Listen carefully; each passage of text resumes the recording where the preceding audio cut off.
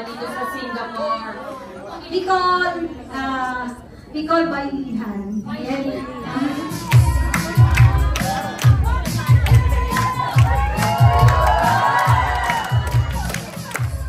Ang aming grupo, kami po ang QZ Tunog Tao. Pakita mo yung galing mo, Tay.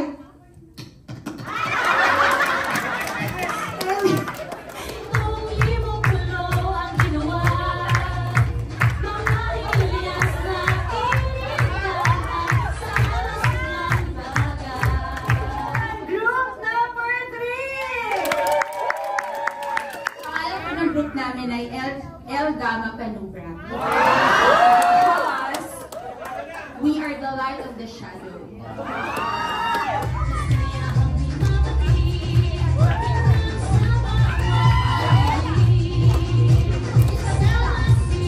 Isabela! Batangas!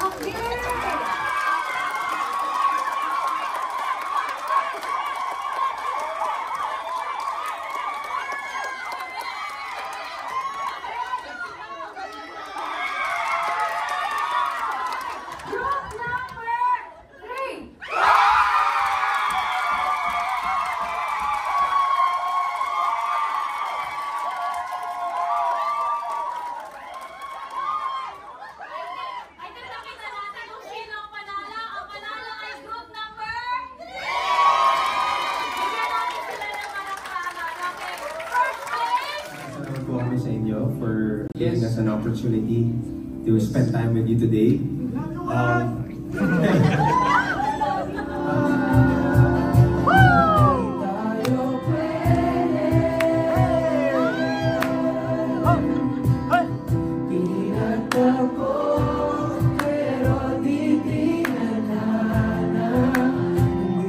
Yesterday, yung tatay ko po kasi ay OFW din. So I grew up in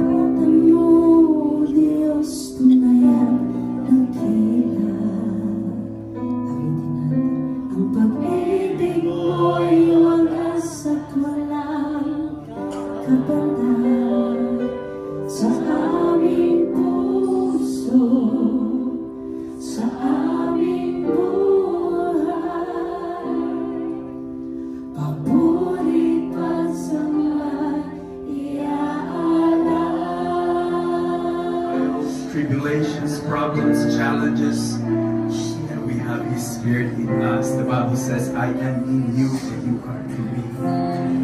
Hallelujah. If you believe this, let's lift up our hands to Him.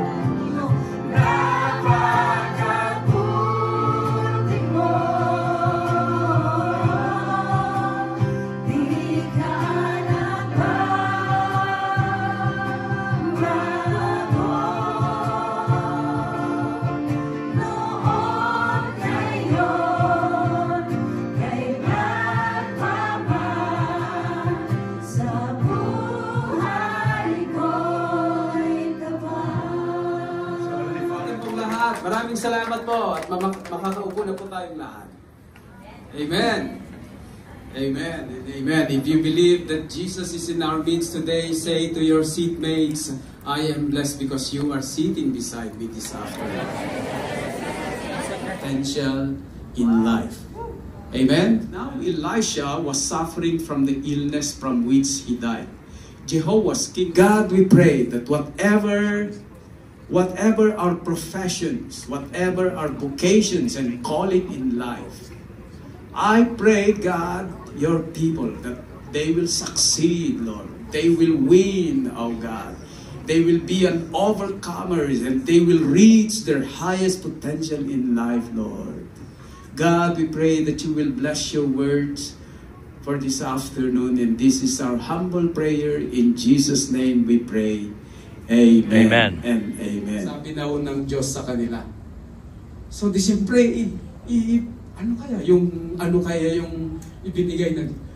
Then they remembered yung pagbabalot ng pasensya na kayo sa aking Tagalog. I'm Ilocano ka.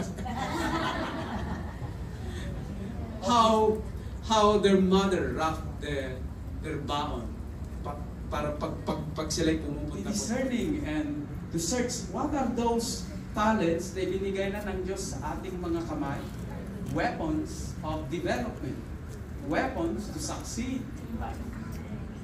Amen?